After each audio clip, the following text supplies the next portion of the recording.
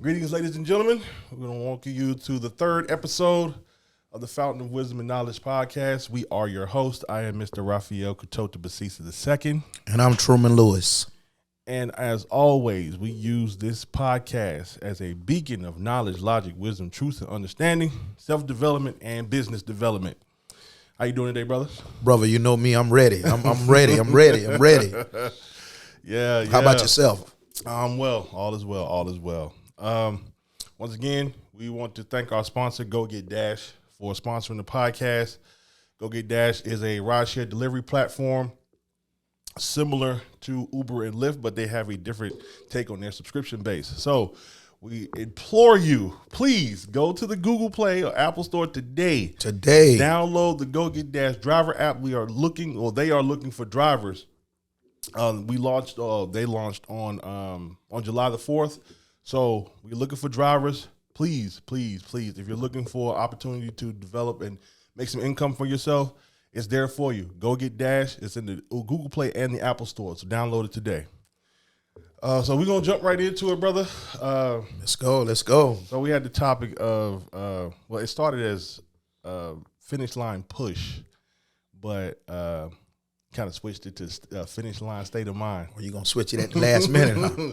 and the reason for the switch was I was thinking about when they say, if you're running a race or a marathon, something like that, they say that like the hardest push is probably going to be right before you get to the finish line. Like once you start to see the race is about to come to an end, you know what I'm saying? Like you start to relax a little bit, you might slow your pace a little bit.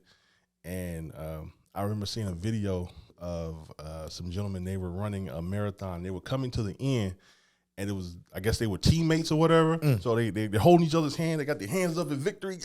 Yeah. They don't see the guy behind them. And he's on his horse. And when I say on his horse, he is on his horse. And he right past them. Wow. And I was like, yeah, the push needs to be there, because they were still pushing technically, because they were still moving. Yeah, they're still moving forward. But that state of mind wasn't there. Like, although, yeah, I can see the finish line, I need to be like going as if I don't see anything in front of me. Like we just started the race. That's you right. Understand what I'm saying? So I wanted to kind of delve into that, where, you're getting close, or at least you feel like you're getting close to where you want to be, and things go awry. Things things don't go as planned, and that having that fortitude to keep going as if you just started. You know what I'm saying? Like, give me some of your thoughts on that, just being able to push when when the finish line is close. Wow, that's a good one. I know you're tired of hearing me saying that's a good one, but that's a good one, man. That finish line push. My belief is you can't be too confident in a plain way. Okay. Other words, in a plain path. You got to be careful. When things look like it's clear, normally it's some type of hiccup. Right. I don't know why that is. That's just the way life is. Yeah. With every negative come a positive, every positive comes a negative. Right. When the way looks clear, I promise you, it always seems like something always have to rear its head. An obstacle has to present itself. Right. So my thing is just preparation. Preparation.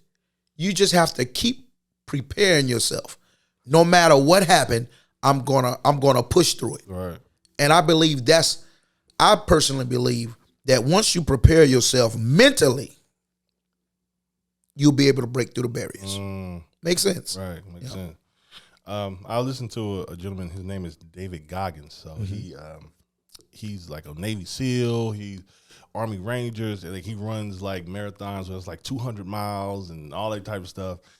And he said a quote. He said that when the distance is unknown and the destination, you don't know how far it is to your destination. You don't know how far the next checkpoint is. That's when you know who you are. And I think that touches on what you just said about mental preparation. Yeah.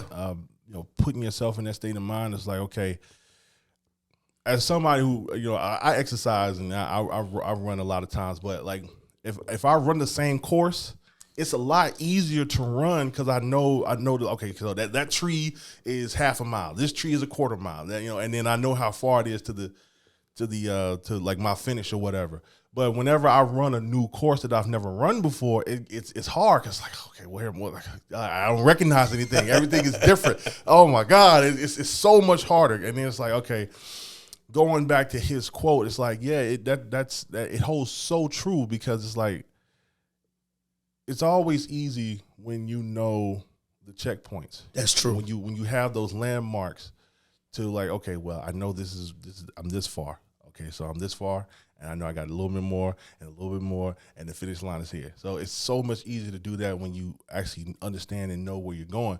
So talk to me about not knowing, because I know with you, specifically your story, where you've been to the pinnacle of where most people would want to be as far as financially and things of that nature. Yeah, you have the blueprint, but it's not necessarily the same path that you took to get to your pinnacle. So do you find it to be difficult in this particular path or journey than it was the first time, or is it, just kind of a newer experience for you and you're just taking it as it comes? I don't like things to be simple. Understand? Because if things is simple, then where's the growth? I like things to be challenging. I don't like to run the same course all the time, because you oftentimes hear people say that they ask God for patience. How do you know you got patience? How do you know if you've been given patience?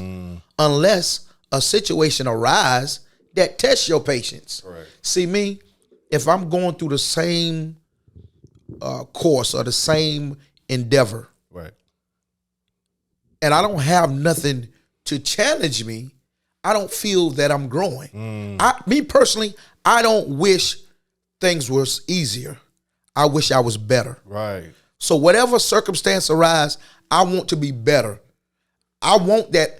I want to be equipped with the right education, the right philosophies, the right mindset to be able to sustain, to be able to conquer, to be able to endure. Right. And I believe that a simple path, a path with no resistance, don't get you there.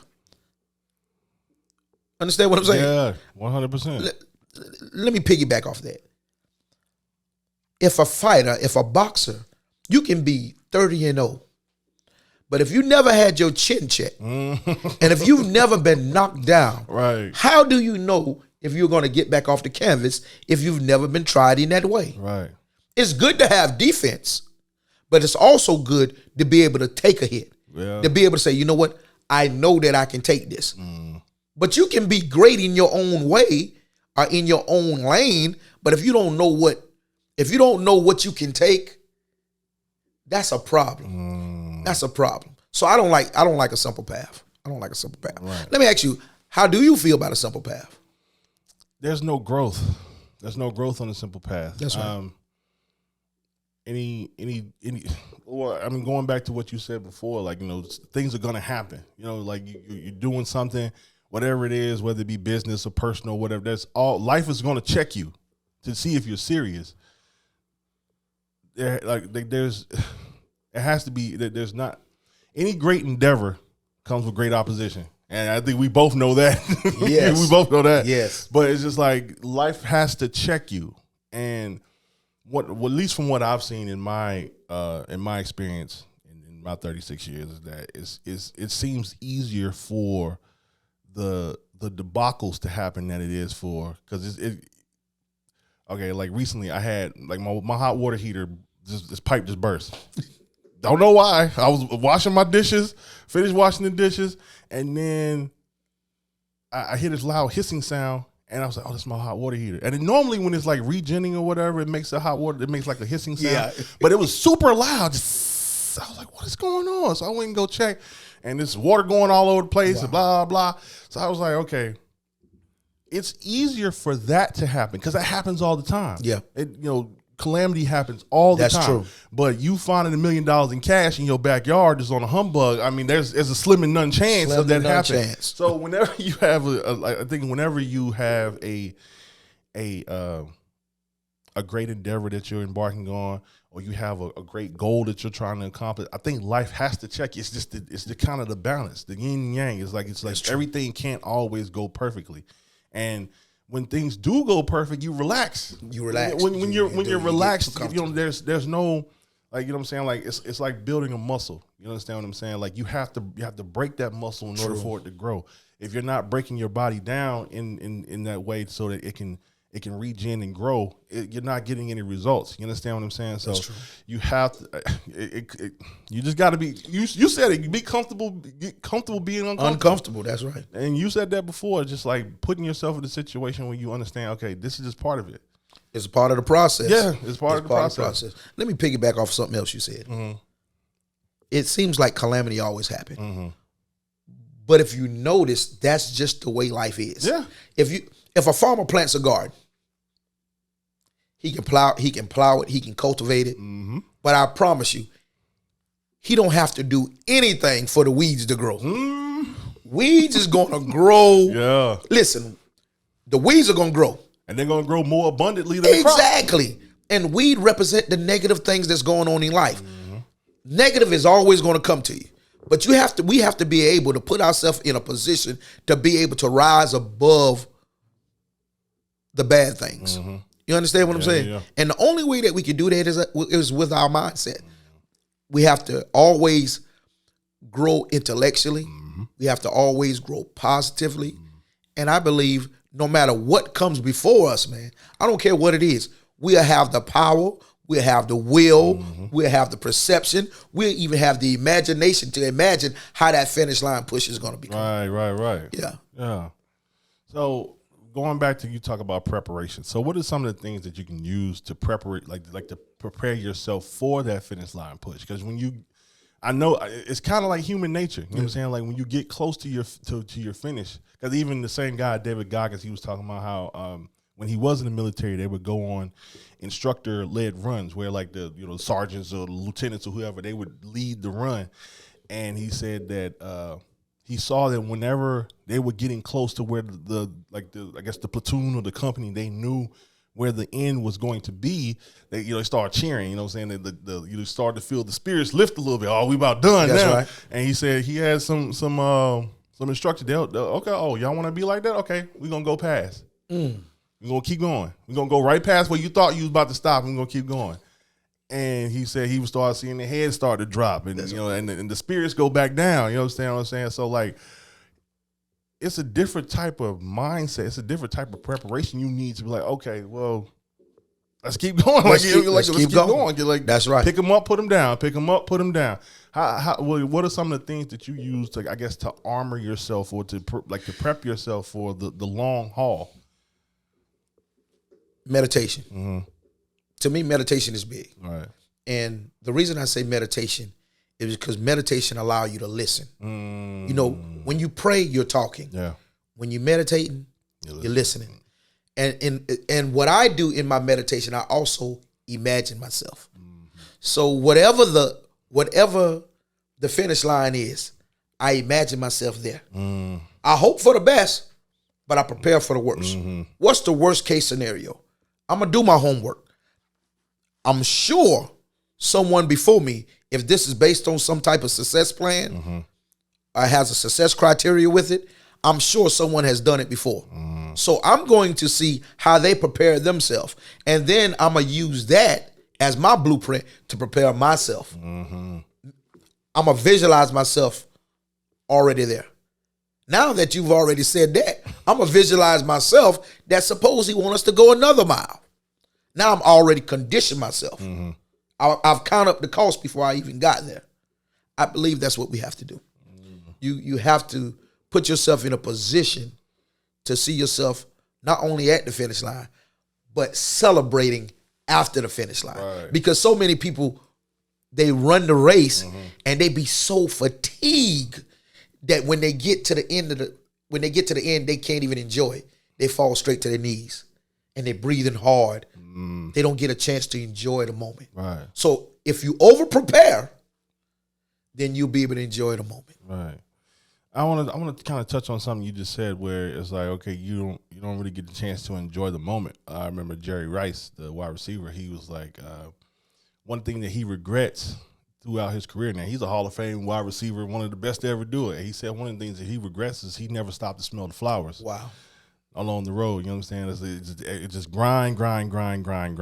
And do you feel that it's necessary to have those kind of celebratory moments for yourself, where it's like, okay, well, I may not be exactly where I want to be as of yet, but I'm working there, and I can celebrate that I'm not where I was 5 years ago, 2 years ago, last year even. I'm further ahead than I was at that particular moment. Do you think that's important? I think that's highly important. To me, it shows growth. You put yourself in a position where you can give yourself self-esteem. All right. You congratulating yourself. Self-motivation. Self-motivation. You have to be able to celebrate the small victories. Right. Because when you celebrate the small victories, that gives you the energy to go to the next thing. But if you don't celebrate it, if you don't give yourself the credit, who's going to give you the credit? Nobody sees the things that you do behind closed doors. Nobody see the work. Listen, nobody see the work that Raphael puts in at 2, 3, 4 in the morning. Nobody sees that. So who going to encourage you? You have to be able to encourage yourself and pat yourself on the back. Right. And you got to. Yeah. You got to, because the world is not going to. Listen, the internet is undefeated. The internet is undefeated. Yeah, you're right about that. You can go and post on the internet what you feel is your accomplishment. And if you look at them comments is going to listen, if you depend on likes, if you're one of those individuals that you drive and you strive on likes, that will allow you to catapult yourself into success, brother, if you're looking for it from social media, it's going to be short-lived. It's going to be short-lived. So you got to be able to see beyond what other people see in you, and give yourself that self-motivation encouragement. Right. So, I mean, even with, like, say you talked about the comments on social media and things like that. So you're going to get the haters. The haters are going to be there. They're always going to be there. Like, always. And people don't, and I don't know if it's human nature specifically, but people just don't want to see you doing good. No. If I'm down bad, misery loves company. You know what I'm saying? So with that being the case, there are going to be those who are going to push you. You know what I'm saying? Like, That's true. They're going to be those who are going to, they're going to support you. They're going to be those who are going to be like, yeah, man, I see what you're doing. Keep going. I think you have one from Mr. Pinckney. You know what I'm saying? Yes. With that, is that something that I don't necessarily think that you look for. I think it kind of just falls in line. Because we talk about frequency a lot, like being with like-minded people. That's right. Sometimes I think it's just a situation where you kind of have to attract certain things to you. You understand what I'm saying? So, do you go looking for that, or do you just kind of wait and wait for that? I guess for you to match that frequency for it attract that, whatever that is, attract that to you. Are you talking about as it relates to people complimenting you and things of that nature? Or having somebody in your corner. In your corner? Yeah. Oh, well, that's a good one. My belief is this. An individual will motivate you. Right. An individual will support your dream. Right. People will crush your dreams. You understand what I'm saying? People, an individual, you can talk to a person one-on-one, and they'll be totally different than what their comment section says. People as a whole, man, are catastrophic. People, the individual isn't, but people as a whole are. You might get one let's go back to the thing that happened at the White House or at the Capitol. Remember that? Yeah. If you would get any one of those individuals by themselves, I guarantee you most of them are decent stand-up people. If you would have a one-on-one conversation. But when you get them to protest in an unruly crowd, then all type of emotions come out. That mob mindset. Man, you have to be able to control your emotion because listen, emotion is an energy. It's considered energy. And energy is not destroyed. It's merely transferred from one object to another. And it's so if you contagious. Oh man, it's contagious. That's what happened. Mm-hmm. You forget who you are and you got caught up in the hype. That's crazy. It's the truth. So my belief is you get an individual by themselves. You don't have a meeting with a lot of different people. You have a meeting with one individual at a time. One individual at a time. You and that individual, you have one-on-one dialogue and you see where that goes. But you don't wait till you don't get around a whole table and try to get validation from these individuals. That's not how you conquer a room. Right. You conquer a room from what you've done before you even got into the room. That's where I can use that as power.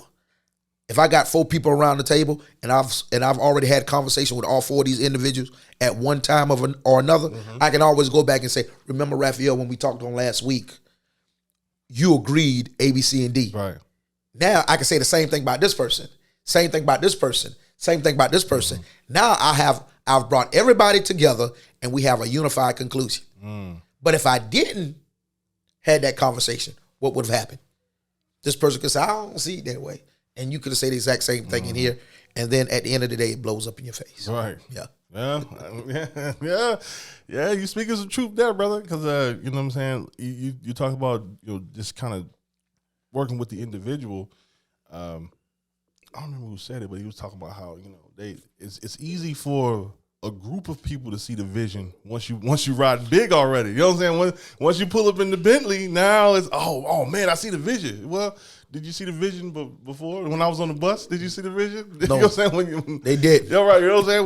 When I was struggling to pay the rent, did you see the vision? You know what I'm saying? But that individual who was there and may have given you that extra push that you That's needed. right. You know what I'm saying? Like sometimes with heading towards that finish line, you need somebody. You need that little push. You need that push when you running through and the crowd's like, yeah, there you go. It's right there. Keep going. Cheerleaders. Right, yeah, you need cheerleaders. That. You need that. You need that, man. Absolutely. Yeah, man. Man, that's a good one. You need that motivation. Think about it.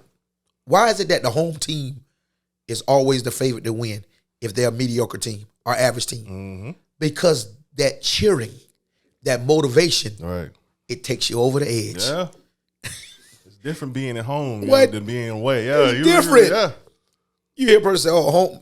They got home court advantage. Home field advantage. Oh right. man, boy, they might win." That's the same way it is. You need those people that's around you that understand your dream, that understand your vision, and even if they don't understand your vision, they believe in you because God gave you that vision. He didn't give it to them so they can be a supporter.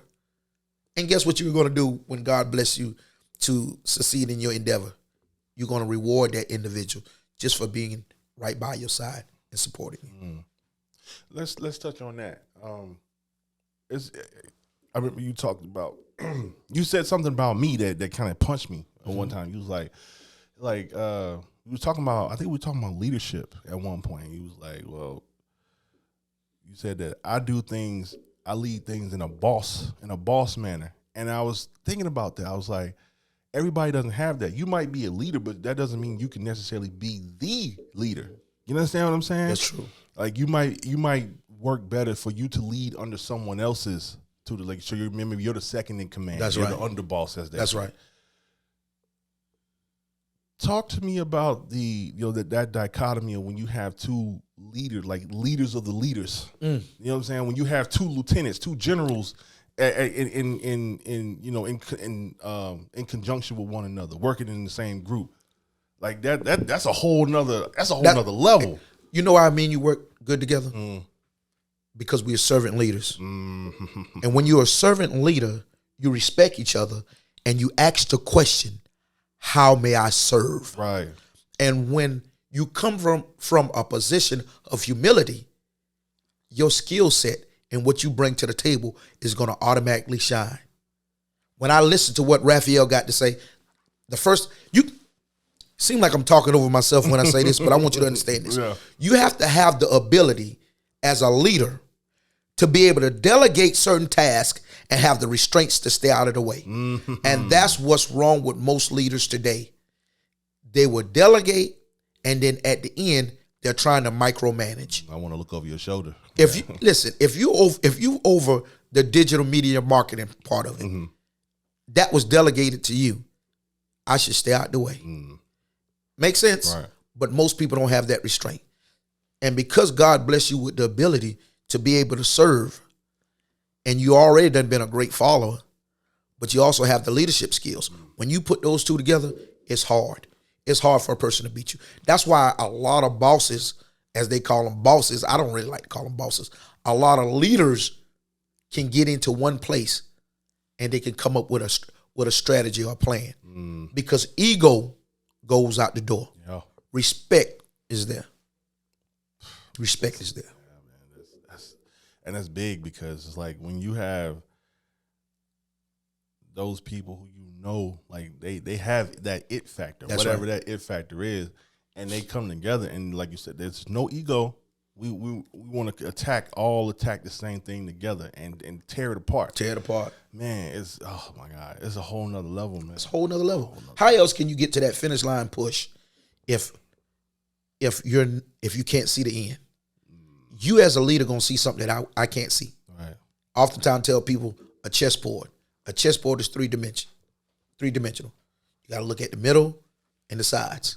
If not, you're gonna miss something. You ain't gonna see that attack coming from the right or the left. Absolutely. That's what leaders bring to the table. Going back to the finish line, so they, I was a big fan of the rapper Nipsey Hussle, and his thing was the marathon. He was saying, that the road to success is not a sprint. It's a marathon. You have to be willing to do the work. You got to be willing to sacrifice and even suffer to a point where it's going to set you apart from those who are going to be so readily to quit. Because I was reading a book. I think it was what was it? Think and Grow Rich. Oh yeah. I was rereading Think and Grow Rich, and it talks about how the easiest thing you can do is quit. Oh yeah.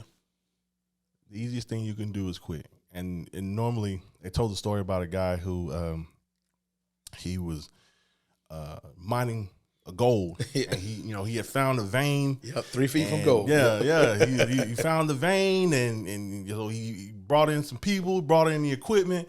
And now it's dry. What's going on? What happened? So they decided to quit, sold the machine, and went back to doing what they were doing. And then the guy who he sold the machines to had an engineer come in, and he was like, well, they were just 3 feet off. Yeah. You was 3 feet from, 3 feet from. But look what the individual that bought the land from him did. He actually took, because he wasn't knowledgeable in that field, he paid for the expertise for someone to tell him, listen, it might have was here, but there's something called a fault line that causes it to shift. Right. And he said, according to his calculation, his expertise, it should have shifted a little over here. Right. And where he said it shifted to, that's exactly where it was. Right. But remember how that story ended. And social media, I want you to get this. It was also a learning experience to the individual that sold it. Because once he learned what he done, once he learned that because he quit, he had ended up quitting 3 feet from goal. He ended up, from my understanding, running a successful insurance company. He didn't quit because he learned from his mistake. Right. Now, I'm sure it was many times he said, man, I gold, but you have to seek the right expertise. Yeah. You can't quit. You can't give up. But most of all, you got to seek the expertise from someone that knows it better than you. And that's key, because one of the things that I think that kind of held me in place or leaving me stuck in a lot of ways was, like, you read these books and they always talk about mentorship. You find somebody who's in your place or doing what you want to do, and it's in the place where you want to be, and to kind of have them kind of like lead you through the pitfalls and things of that nature. But a lot of times you can't find people that want to help you. I know I couldn't. That's true. You know what I'm saying? So with that, with the finish line in front, right? You can see it, and you almost can smell that thing. You understand what I'm saying? Is it necessary to have that person, like sometimes, because I shoot for a lot of 5K races and stuff like that, and they'll have a person stand on the other side. Come on, it's right here, it's right here. Watch that right there. Yep. Is that important? Because I know that experience, a lot of times, especially bad experience, is the best teacher. But when you have somebody who is there and they understand, like, watch that. True. That. It is. Oh, keep coming, but it's right there. Watch that. It's coming. Is that important to have? Man, it's extremely important. It's an accountability partner. Mm-hmm. You need someone to help you. If you decide to diet, it's good to have an accountability partner. Mm-hmm. Why you think so many people take pictures of themselves on Facebook and social media and post it? Because they don't. That's an accountability piece for them. They don't want to come back a year and bigger than it was when they posted it. They're gonna feel real terrible. Yeah. So you need that accountability piece. And my personal belief is, as long as you got that accountability piece, it helps. Now let's go back to the mentor part. Though you may not have an individual that you know personally to mentor you, mm-hmm. your mentors can also be books. Yeah. The Bible is my biggest mentor. So you have individuals that has written their knowledge on paper, in books. Wisdom of the Ages, Napoleon Hill, Joseph Murphy, Andrew Carnegie, all these different, we call them patriots as it relates to wisdom in business and self-development. Yeah. Jim Rohn, Les Brown, Eric Thomas, Zig Ziglar, yeah. Wayne Dyer. You got all these individuals that you can use their knowledge to get where you need to go. Let them be your mentor. And I promise you, if you do that, your mindset is going to change. The frequency that you vibrate on is going to start attracting the right individual. You're going to start attracting those individuals. A stranger going to come across and start talking to you and giving you knowledge. He or she don't even know why they're giving you that knowledge, because you was vibrating on that frequency. That's what happens. So, okay, going to kind of our last point. I talk about the guy David Goggins, and he's along that same vein as the Zig Ziglars and ETs and those like people of that ilk. But I kind of stick to what he says a little more, because it's like he talks about kind of the character of those who can push through things. You understand what I'm saying? Being someone who doesn't falter at the first sign of trouble. Like what is it that you need as far as a person? Like, let's say you're not built like that. You're someone who is, you're ready to quit. You're ready to quit. You're ready to throw in the towel as soon as things get hard. Oh God, here we go. You know what I'm saying? Like, how do you switch that? What's that? How do you flip that dichotomy, that paradigm? Wow. Knowledge. Knowledge. The only way an individual is going to be able to shift their mindset or their paradigm is to have a change in mindset. Because the only reason they're quitting is because of their ignorance. Ignorance simply means not knowing. Right. So had they known, if they didn't quit, had they known that, listen, all I got to do is read the book, listen to the tapes, get a support system, knowing that would change their paradigm. And in changing your paradigm, you're going to change your habits. And in changing your habits, you're going to get a different results. And as you get different results, guess what happened? Your confidence start to raise or start to rise. Right. And before you know it, you're accomplishing things that you thought you would not have. Why? Because you've gained knowledge, and knowledge gives you understanding. And when you get that understanding, it brings faith, and faith operates off a set of principles that you cannot physically see. The same way fear does. So let's go ahead to our artists out there. Always find a support system, but understand that you have to change your mindset. If you change your mindset, Ralph, you're gonna be all right. If you don't change your mindset, I'm telling you, whatever you did 5 years ago, you'll be doing this exact same thing 5 years from now. Right. I promise you, you have to change your mindset. And once you change your mindset, you'll have a finish line state of mind. Finish line state of mind. Yeah. Yeah, man. Just kind of a final thought. It's just like mindset. Changing yourself is probably one of the hardest things you'll be able to do. You know, look yourself in the mirror and point the finger. Yeah. That's one of the hardest things you'll do as a person. And in doing that, you have to be prepared. Well, that's where the marathon comes in. You know, the finish line may be different from I think everybody's finish line is different. True. Because everybody wants different things. But just understand that once you start on that road, you can't quit. You can't quit. You can't quit. Once you start on that path, you can't quit. You got 30 seconds for me right quick? Yeah. Listen, I just want to piggyback off of that. Jim Rohn, a great motivational speaker, self-development coach, he said when he was starting out, he had a mentor. And he told his mentor he blamed everybody. He blamed everything. So Jim Rohn's mentor, Mr. Earl Schoaf, told him, listen, this is what I want you to do. Make a list. And on your list, I want you to tell me everything that's hindering you from being prosperous or successful. He said, I'm so glad you tell me to complete this list.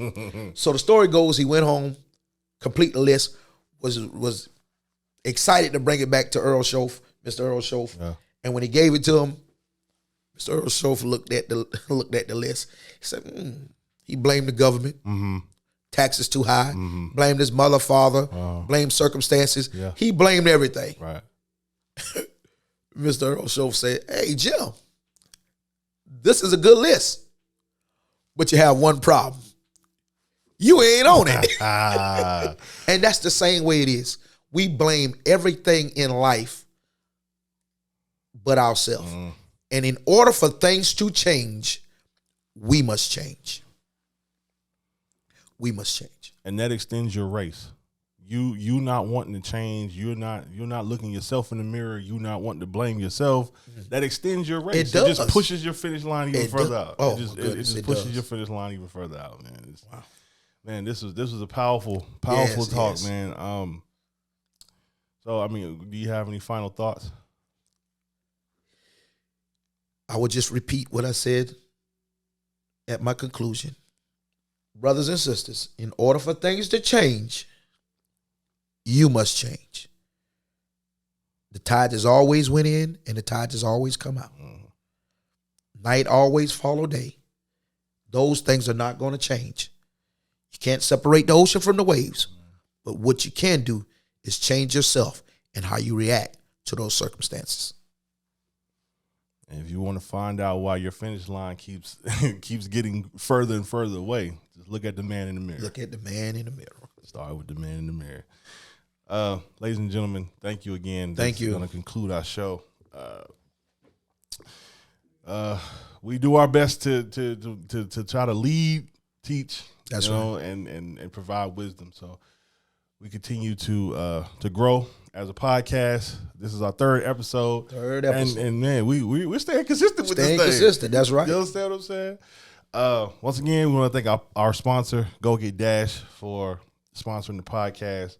Please, if you're looking for an opportunity to make some income for yourself, driving, delivering not just food but people as well, Go Get Dash is there in the Google Play and the Apple Store. Go download the app.